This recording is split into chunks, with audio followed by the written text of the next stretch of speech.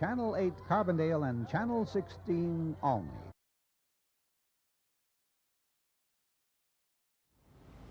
Hey, it's Steve, 1984 all over again.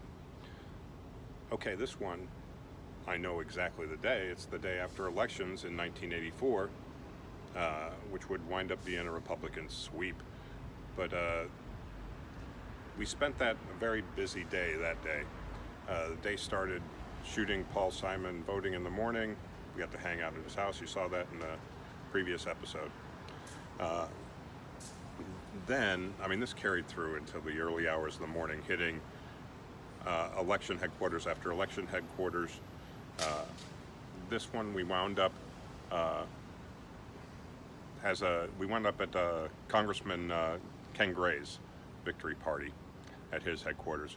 Ken Gray's son worked with us, was a student at SIU and worked at WSIU. Jim Gray, you may have worked with him. All that aside, here's a clip from the day after elections, a bit of air check from the newscast. Kevin Schramer intros it. United Press International is now reporting Democrat Kenneth Gray as winning a narrow victory in the 22nd Congressional District over Republican Randy Patchett. Gray was at his headquarters in West Frankfort last night and spoke to his supporters. The real dirty campaign that Mr. Patchett waged over the weekend. They ran ads on television, newspapers, even in the weekly newspapers all throughout the district, misquoting my voting record on Social Security. While I was in Congress for 20 years, I led the way to improve Social Security benefits, and they had a so-called ad hoc committee send out scare letters saying that Gray voted against Social Security, cost of living increases, scared the senior citizens, and we have twice the national average of people over 65 in the 22nd district. So that was effective. It was dirty, but it was effective for him. That with the combination of the landslide for Reagan.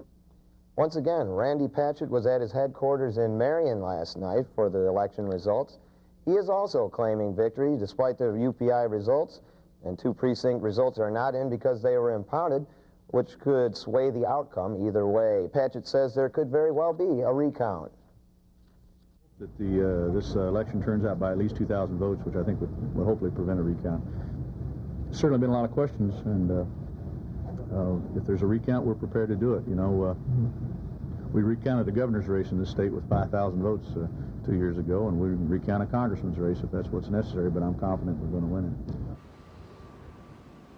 Okay, so this will be a first for us in this series. One with added features. Now, I edited this a little to clean it up.